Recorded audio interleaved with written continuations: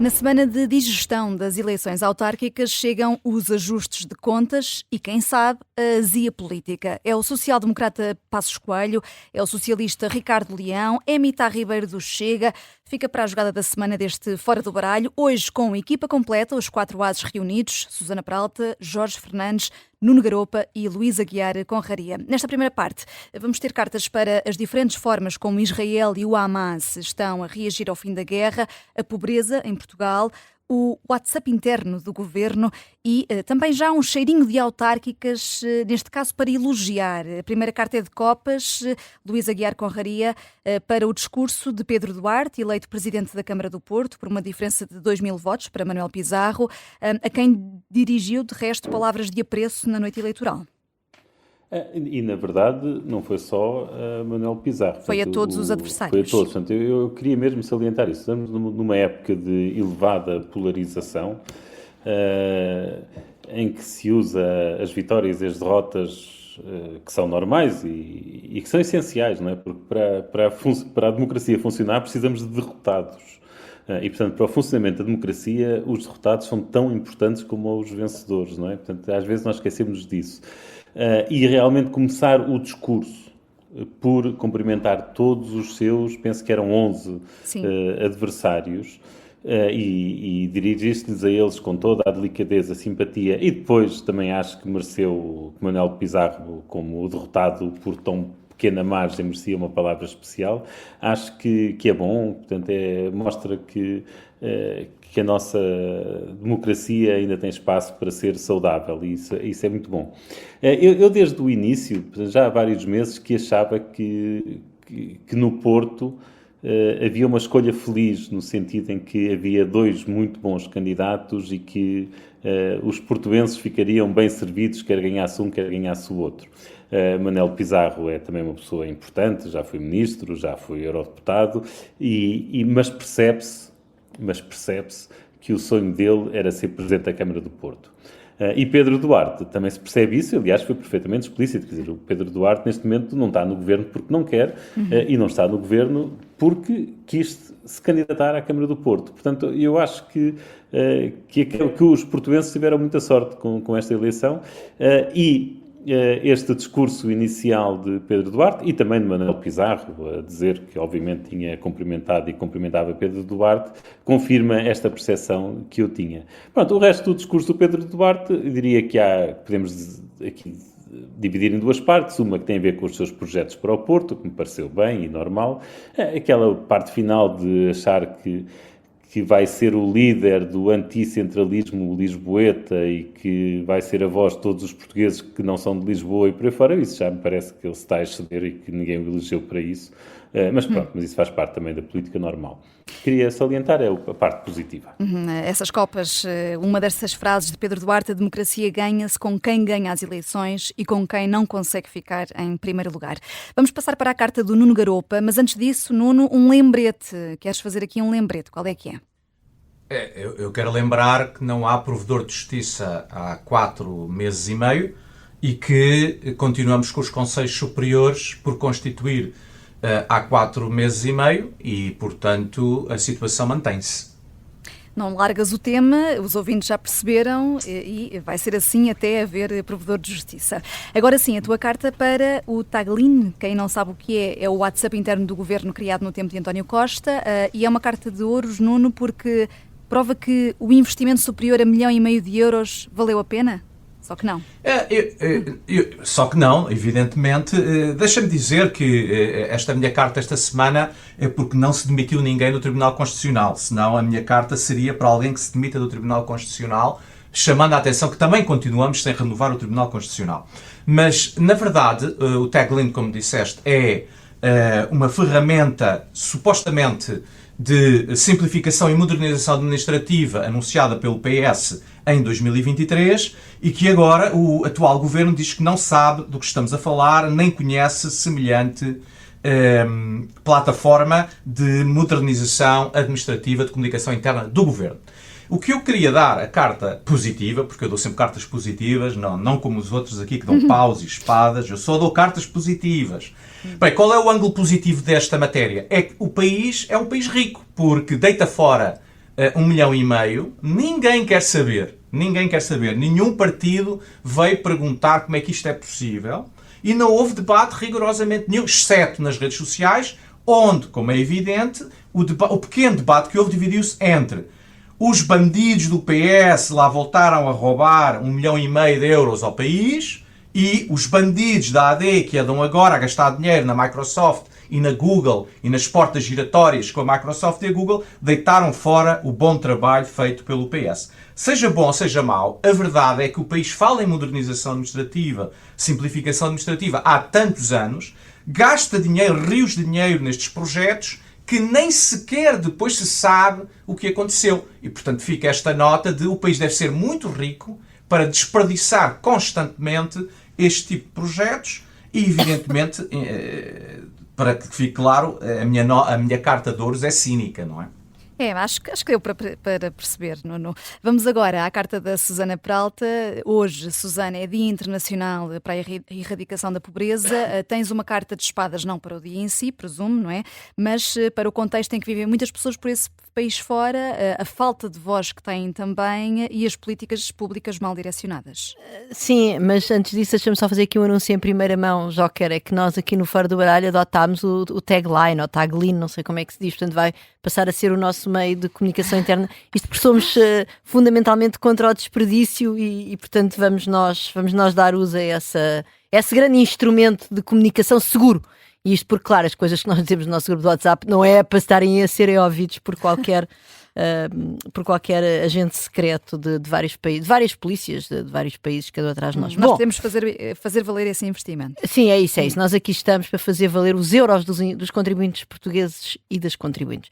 A minha carta de paz, hoje é por isso o Dia Internacional pela Erradicação da Pobreza, é um dia instituído, enfim, como todos estes dias internacionais, que servem para o que servem, pelas Nações Unidas, mas eu acho que servem, entre outras coisas, para nós, em momentos destes, os podermos invocar e podermos usar estes dias para refletir acerca da pobreza. Eu gostava também de dizer que o dia de hoje, 2025, foi a égide do dia de 2025 é acabar com os maus tratos sociais e institucionais e assegurar o respeito e o apoio efetivo às famílias. E eu acho que isso é realmente muito importante num contexto em que em Portugal nós chegamos a este Dia Internacional para a Erradicação da Pobreza e verificamos que, por exemplo, ainda ontem a Presidente da Câmara Municipal da Almada, com as motivações políticas que são sempre legítimas de todo o modo, veio falar do grande problema do renascer das barracas na área metropolitana de Lisboa. Não quer dizer que não tivesse sempre havido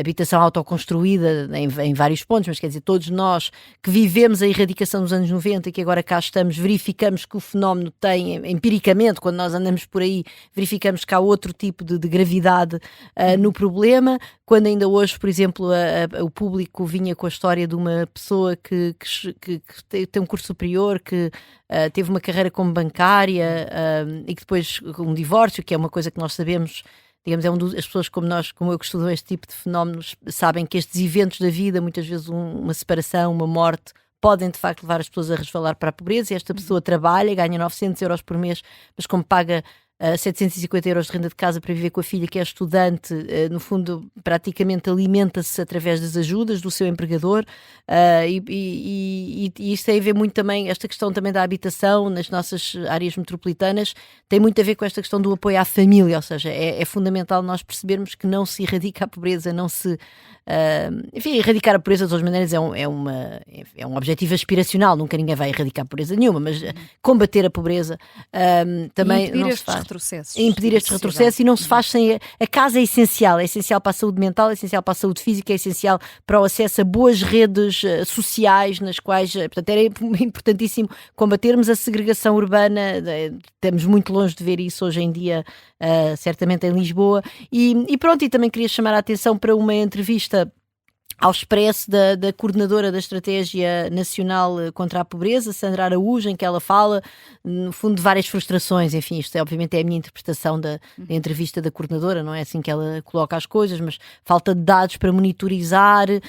Havia um objetivo que nós íamos chegar a 10% de pobres em 2030, ela diz, e tal, ainda devemos lá chegar. Eu posso desde já afiançar aqui que não vamos lá chegar, não vamos chegar a 2030 apenas com 10% de pobres, portanto nós os economistas somos maus a fazer previsões, mas eu acho que estou bastante confortável com esta. E no meio disto tudo, agora veio esta semana uma nova estratégia para a pobreza infantil, tem outro nome pomposo, já não me recordo, quer dizer que apesar de tudo é multifatorial, portanto vai buscar as creches, vai buscar enfim uma série de dimensões que são muito importantes de facto para combater a estratégia única dos direitos das crianças e jovens 2025-2030, é assim que se chama, quando por exemplo nós ainda nem sequer vimos nunca uma avaliação da garantia para a infância, que é uma prestação social muito importante para as crianças que vivem em pobreza extrema, mas onde é que estão as avaliações? Quer dizer, estamos aqui a construir isto em cima de quê?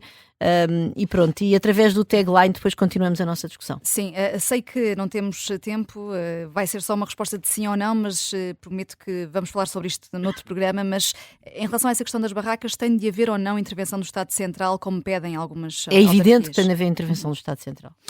Vamos agora ao Jorge Fernandes. Jorge, antes da tua carta, só uma nota também para o Benfica.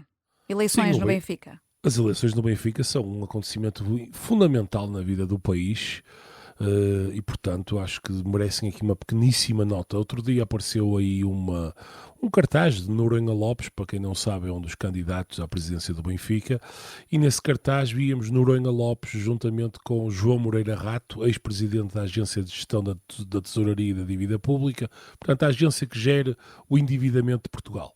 Gonçalo Almeida Ribeiro, ex-juiz do Tribunal Constitucional até há 2 semanas atrás, e Bagão Félix, que foi ministro das Finanças, foi figura grada do defunto CDS, foi uma pessoa que toda a gente conhece, foi vice-governador do Banco de Portugal, etc. E eu percebo, quer dizer, os clubes de futebol em Portugal são muito maltratados, mas há sempre motivos para digamos que certas pessoas precisem de se rodear deste tipo de pessoas e de mostrar este tipo de pessoas, porque depois dá sempre jeito mais à frente. Por exemplo, quando o Novo Banco caiu, quando o BES caiu e o Novo Banco caiu, o Sporting, por exemplo, teve milhões perdoados, o Fundo de Resolução do Novo Banco, o dinheiro dos contribuintes, por exemplo, ajudou Luís Filipe Vieira, ex-presidente do Benfica, num valor total de 300 milhões de euros. Portanto, há sempre jeito. Os clubes de futebol portugueses, até nisso as elites portuguesas são tão boas que vão buscar gente de altíssimo gabarito intelectual para estarem ao lado dos seus presidentes. Nunca se sabe quando é preciso. Ficam aqui estas várias cartas de ouro, digamos assim, bastante irónicas do Jorge. Agora sim, a tua outra carta de paus a propósito do fim da guerra em Gaza entre Israel e o Hamas. Fim, vou dizer aqui entre aspas, porque ainda há ataques israelitas e o Hamas também executou alegados colaboradores na praça pública.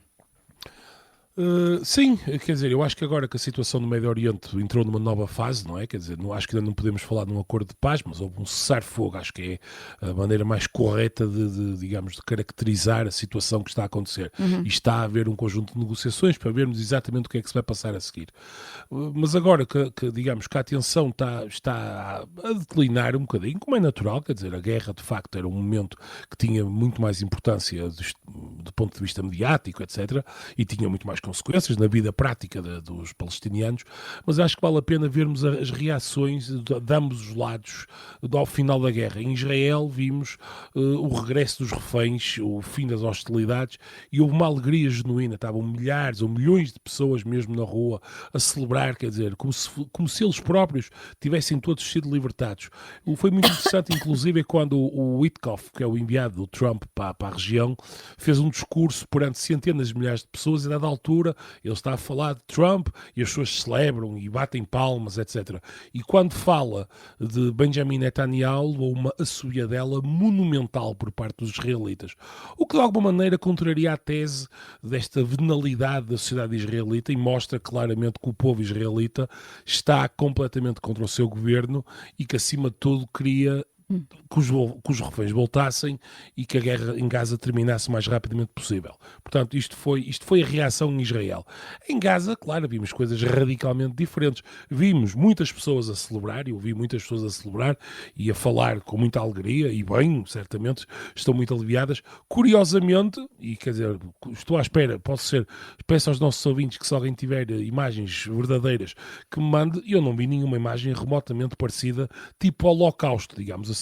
Não vi imagens de pessoas escanceladas com o aspecto de quem não come há anos. Tens que ver melhor.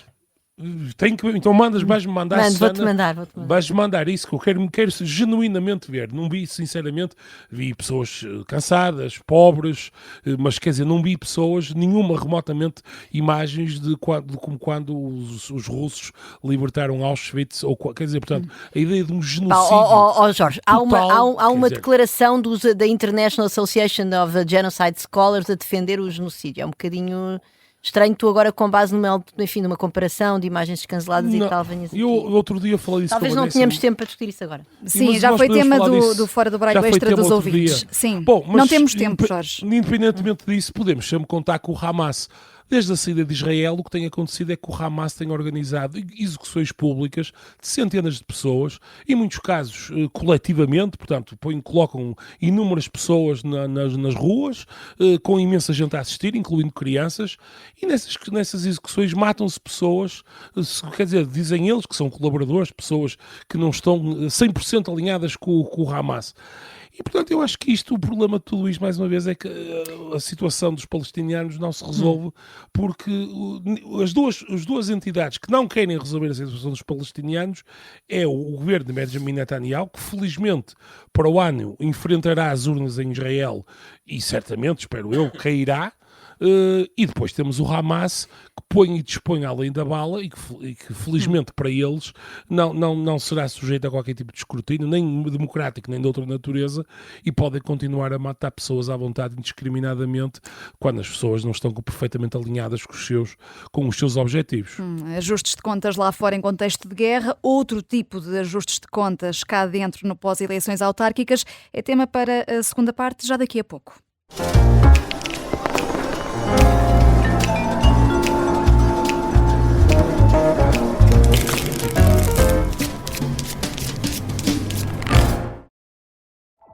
Isso foi divulgado por um senhor que é um aldrabão político, eu digo aldrabão com todas as letras porque ele ainda está vivo. A eleição mais louca de sempre é uma série para ouvir em 6 episódios que faz parte dos Podcast Plus do Observador. É narrada por mim, Gonçalo Weddington, com banda sonora original de Samuel Luria. Em primeiro lugar, uma candidatura de visão da esquerda. Em segundo lugar, uma candidatura fratricida. Episódio 3. Ele não é meu irmão. Não é, nunca foi, nem nunca será. Uma história de truques sujos, acordos secretos, agressões e dúvida. Até ao fim. Os Podcast Plus do Observador têm o apoio da Kia.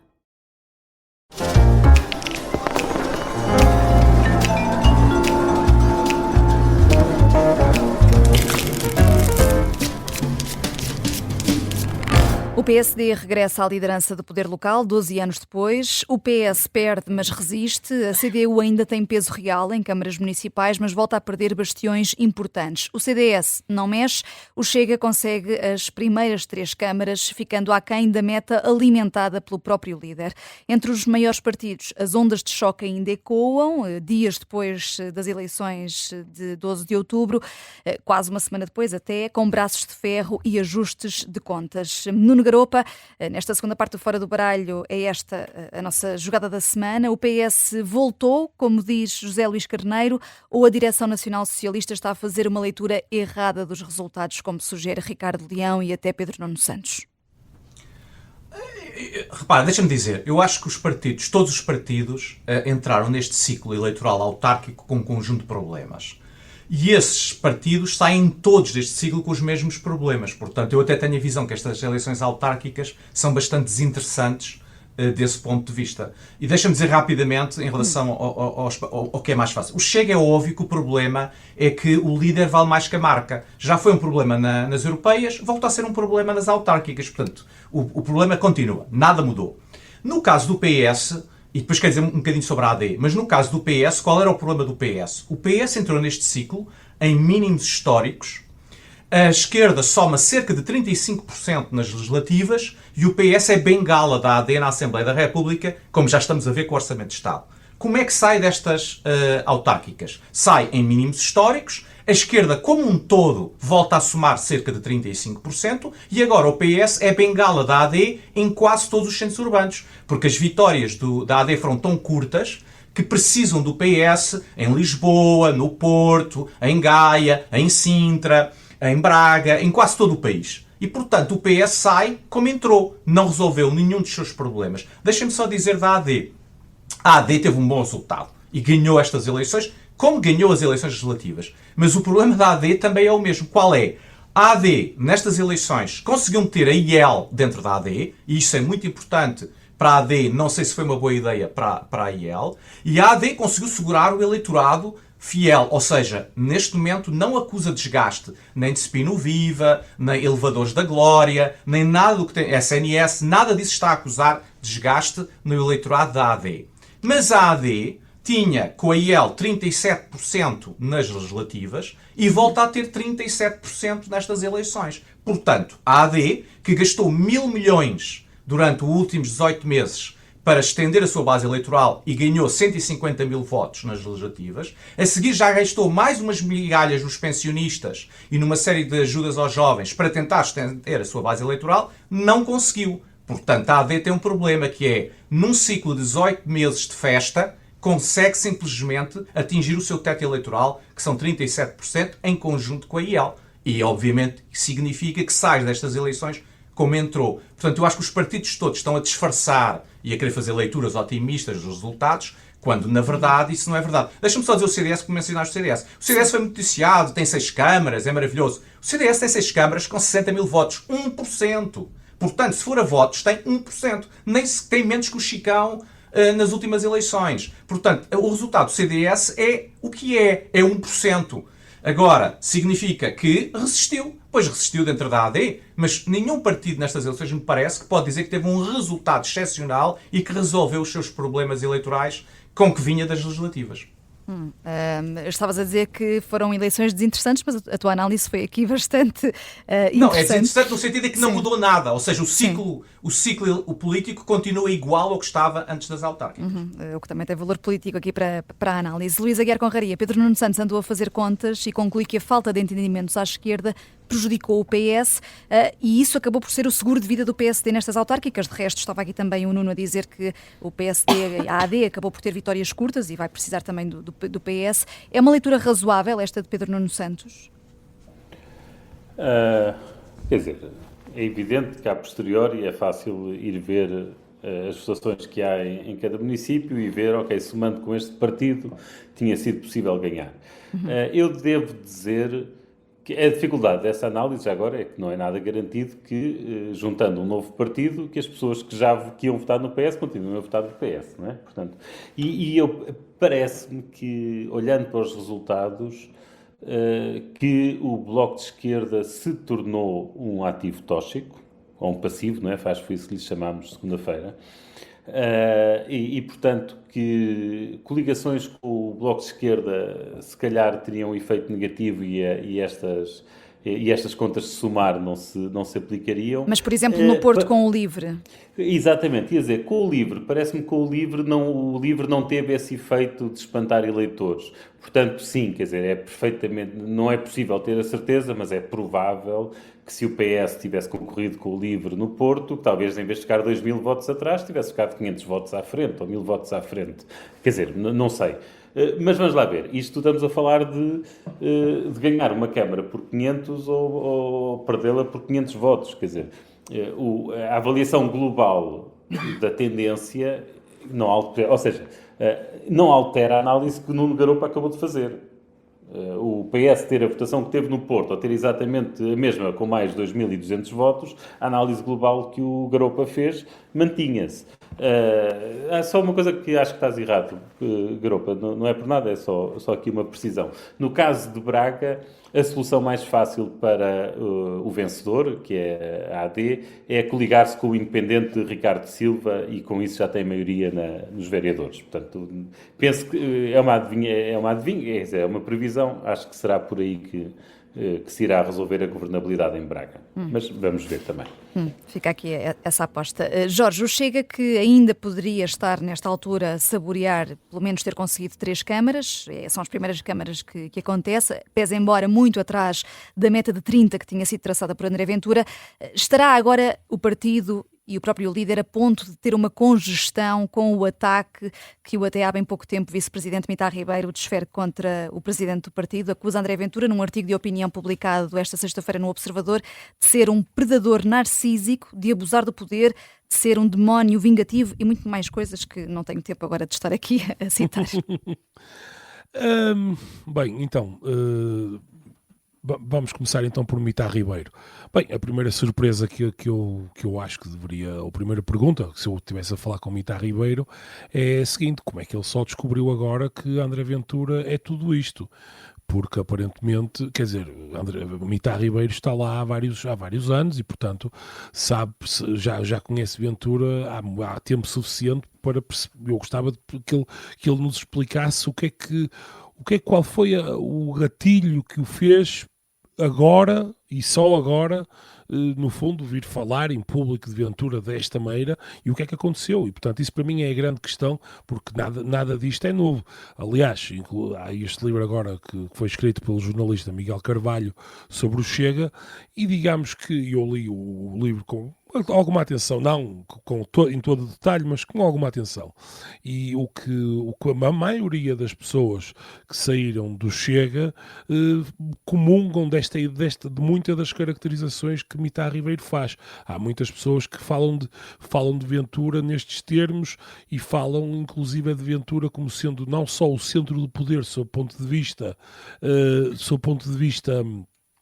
político, mas também sob o ponto de vista simbólico. Há pessoas que dizem que há ataques de choro e ataques de histeria quando Ventura, por parte de militantes anónimos, quando Ventura entra nos comícios, e portanto é uma coisa absolutamente extraordinária realmente. E portanto, isto no fundo, o que Mita Ribeiro hoje diz confirma aquilo que muitas destas pessoas, já ex-militantes do Chega, alguns deles até muito bem colocados dentro do partido, vem dizendo ao longo dos anos. Portanto, enfim, é sobre isto que acho que sobre Mita Ribeiro é isto que me apraz dizer.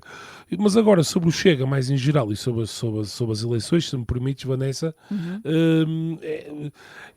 eu acho que eu tenho algumas dúvidas, sinceramente, como avaliar o que aconteceu com o Chega, porque eu consigo perceber as coisas, ou melhor, consigo ver os dois ângulos da questão. Há um ângulo em que podemos olhar para isto e dizer, bem, André Ventura, de facto, vinha de um resultado eleitoral ótimo, francamente ótimo, em que teve 60 concelhos do país em que foi o partido mais votado, em que teve uma eleição histórica de 60 deputados, e, portanto, sob esse ponto de vista, pode haver aqui uma certa noção ou perspectiva de uma certa quebra, digamos assim. Isto é uma leitura possível. Por outro lado, a outra leitura possível é que, sendo isto eleições autárquicas, em que há outro tipo de elementos, muito mais do que a ideologia, e muito mais até do que o líder do partido, há outro tipo de determinantes que vão pesar nas decisões das pessoas, o Chega, claro que não conseguiu competir com os partidos tradicionais, até porque esses partidos cultivam redes, digamos, autárquicas e locais há muitas décadas, em muitos casos, e há pessoas que, no fundo, vão preparando os seus delfins, etc. E, portanto, sob esse ponto de vista, o Chega pode ser visto como até tendo tido uma noite interessante, porque, de facto, há muitos sítios em Portugal cuja governação se tornou muito mais complicada do que nas eleições anteriores, e fundamentalmente isso deve-se ao Chega, porque a distribuição de poder interno entre as autarquias ficou muito mais equilibrada entre blocos partidários, e portanto há muito menos autarquias em que há claramente o domínio do PS ou claramente o domínio do PSD, mesmo tendo estes partidos ganhado as eleições nesses respectivos sítios. E portanto, eu termino só dizendo uma coisa: já quando foram as eleições europeias, houve uma espécie de alívio, suspiro de alívio, ou de pessoas que disseram, cá está o momento em que o Chega vai começar a patinar, etc. Mas depois, nas eleições imediatamente a seguir, o Chega teve um enorme resultado. E, na verdade, eu acho que Ventura isto sendo um partido apenas com 6 anos, a ideia da construção do partido de cima para baixo pode ser, digamos, a ideia de Ventura. e, portanto, na verdade, eu teria alguma cautela quanto à ideia de que o Chega poderá ter tido aqui um retrocesso, porque não acho nada impossível que, se por acaso tivermos eleições legislativas no próximo ano ou no outro, o partido tenha um grande resultado e já ninguém se lembra das autárquicas. Deixa-me só dizer, e acabo de saber, que Mita Ribeiro vai ser entrevistado na Tarde Política esta sexta-feira depois das 5, no Explicador. Vai ficar também disponível depois em podcast. Susana, além de Mita Ribeiro, quem também partiu ao ataque esta semana, neste rescaldo eleitoral, foi Pedro Passos Coelho, António Costa, Marcelo Rebelo de Sousa e o Tribunal Constitucional foram os alvos do antigo Primeiro-Ministro. Isto na semana em que o Presidente promulgou a Lei de Estrangeiros. O Passos Coelho diz que a realidade mostra que teve razão no tema da imigração e que, a continuar tudo como está, no reagrupamento familiar, os portugueses vão sentir-se estrangeiros. Estou a citar. Teve o dom da Previdência, Passos Coelho? Não, ele não teve dom nenhum da Previdência. Não nesse aspecto dos portugueses se sentirem estrangeiros. Ele disse mais, não? Ele disse que era como nos outros países onde as pessoas já se sentem estrangeiras no próprio país. Quer dizer, é evidente que há sentimentos anti-imigrante que são até medidos em dados de inquérito em diferentes países, e eles variam de país para país e variam já agora com uma série de fatores que têm a ver com a própria situação socioeconómica dos inquiridos, que têm a ver também com a origem dos imigrantes. Isso, aliás, já foi agora também medido recentemente em Portugal pelo inquérito do Rui Costa Lopes para a Fundação Francisco Manuel dos Santos. Portanto, as pessoas têm uma menor capacidade de aceitar imigrantes que têm origens étnicas diferentes, que era algo que em Portugal nós ainda não tínhamos medido, porque ainda não havia indo-paquistaneses nas últimas vezes em que tinham sido feitos inquéritos deste género.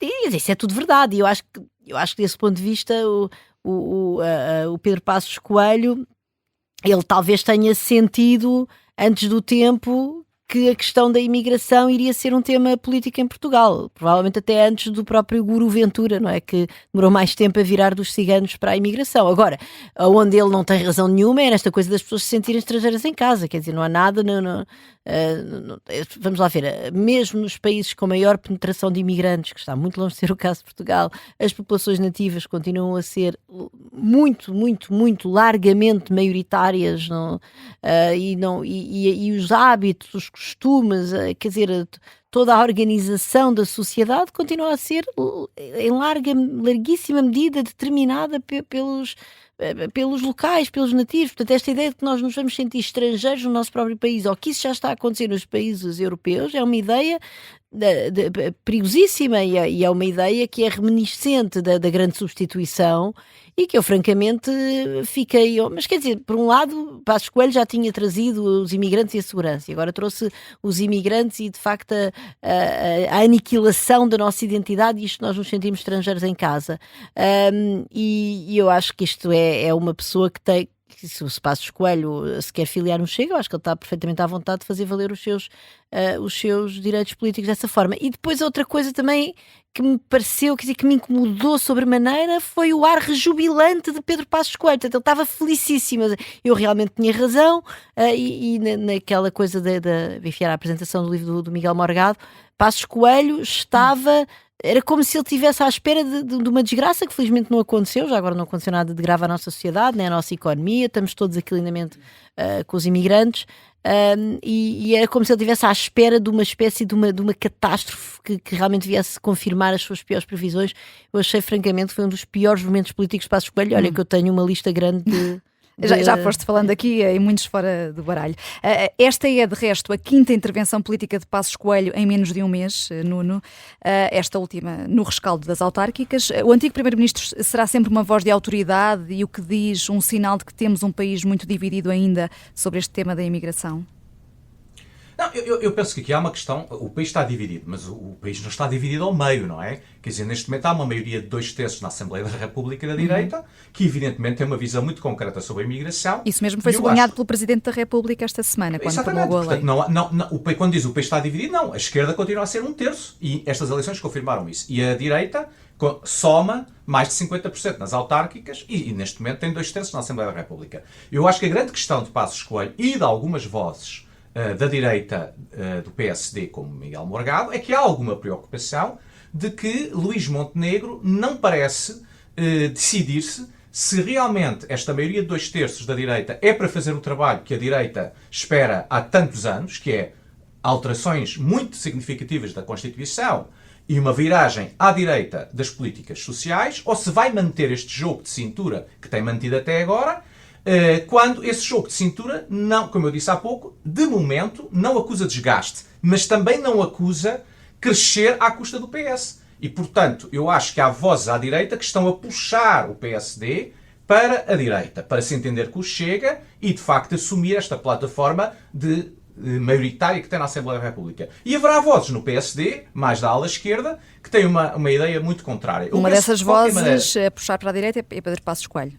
É evidente, porque é uma referência direta. Reparem, Pedro Passos Coelho liderou uma direita unida. Neste momento a direita está fragmentada e Montenegro não é o líder da direita. Montenegro é o líder da AD. Não é... Infelizmente agora a AD tem a IEL lá metida dentro. Mas outra questão é que não lidera o Chega. Portanto, aqui há esta questão. E eu penso que isto depois resume-se a uma questão muito concreta do ponto de vista da AD. Neste momento, a maior ameaça à AD não é nem eleitoral, nem programática. É o Ministério Público. E há alguma preocupação de que a AD se torne prisioneira do Ministério Público, do Spino Viva, e, de facto, perca esta oportunidade histórica de fazer aquilo que tem sido a bandeira da direita desde 1976, que é, nós queremos uma Constituição diferente daquela que foi aprovada em 1976. E, portanto, essa é que é a questão que eu acho que Passos Coelho, sistematicamente nestas intervenções, tem puxado e colocado na agenda pública. Temos mesmo de fechar, Luís, mas António Costa foi um dos alvos de Pedro Passos Coelho e também de Ricardo Leão, que disse esta semana em entrevista à Rádio Observador que pode ficar lá no Conselho Europeu, que não faz cá falta nenhuma. A maioria absoluta que conquistou nestas autárquicas acaba por dar aqui um gostinho especial a este socialista no ajuste de contas com o antigo chefe? Eu percebo que lhe deu o gostinho especial e acho que é humano e isso parece-me normal. Apesar de tudo, acho que um vencedor deve ser um bocadinho mais magnânimo e acho que já se terá arrependido da forma como saiu com essa resposta. Foi claramente uma resposta impensada. Ele devia ter encontrado uma formulação mais mitigada de dizer isso. Mas faz parte. Sim, ainda sobre a imigração, a direita acaba de aprovar no Parlamento a proibição da utilização de burca no espaço público. Votos a favor de PSD, CDS, Chega e Iniciativa Liberal. Jorge, 20 segundos. 20 segundos. Eu acho que temos que pensar muito bem o que é que isto diz de nós como sociedade e da sociedade que queremos construir quando estamos a regular o que é que as pessoas podem ou devem utilizar na rua. Portanto, não é... Se eu gosto... Não sou um apreciador, mas também não tenho que ser. Mas para mim as pessoas têm que ter a liberdade de usar aquilo que bem entendem na rua e, quer dizer, alguém vestir-se de uma determinada maneira não põe em causa remotamente, a sociedade liberal. Eu fico espantado, inclusive, com um partido como a Iniciativa Liberal, que se diz, supostamente são liberais em tudo e não querem o Estado no quarto, como eles costumam dizer. Bem, o Estado aqui nem precisa de entrar no quarto. O Estado aqui basta estar na rua e o Estado vai controlar o que é que cada pessoa veste, parece-me. São mulheres, já agora. Eu queria só... Depois devemos ter este debate, mas pessoa, estamos a falar de roupa de mulher. Claro. Sim, não, eu sei, eu queria só chamar. A proibição aplica-se aos homens também, Susana. É verdade, tens razão, Luís, desculpa. Não, está bem, mas Susana, é que eu acho que tu aqui estás a inverter o debate, porque acho que aqui o que estamos a fazer é proteger as mulheres. Não tenho a certeza, não é? É um debate dificílimo. Onde é que elas vão ficar? Vão ficar em casa ou vão sair à rua de cara destapada? É um debate muito difícil. Mas é um debate difícil. É verdade. Não podes resumir a uma boca... Está bem, mas não podes acabar isto com uma boca de a Assembleia da República está a regular... Não foi. Tens razão e não foi nada disso que eu quis dizer. Eu acho que a questão é muito difícil. E acho que uma das dificuldades é essa. Estamos a dizer às mulheres, veste assim, não te vistas assado, mas eu percebo que a burca é um símbolo de dominação da mulher e isso a mim incomoda-me ver no espaço público. Já agora, para ser claro, eu tenho 2 filhas e não gosto de ver mulheres de burca em Lisboa. Por outro lado, também tenho consciência que proibir estas mulheres de sair de burca provavelmente é fechá-las em casa em situações de muito maior controle. Portanto, a questão é super complicada, mas eu só quis chamar a atenção que estávamos a falar de mulheres. Voltaremos ao tema certamente noutras jogadas da semana. Fora do baralho, sempre em podcast disponível. Eu sou Vanessa Cruz. Bom fim de semana.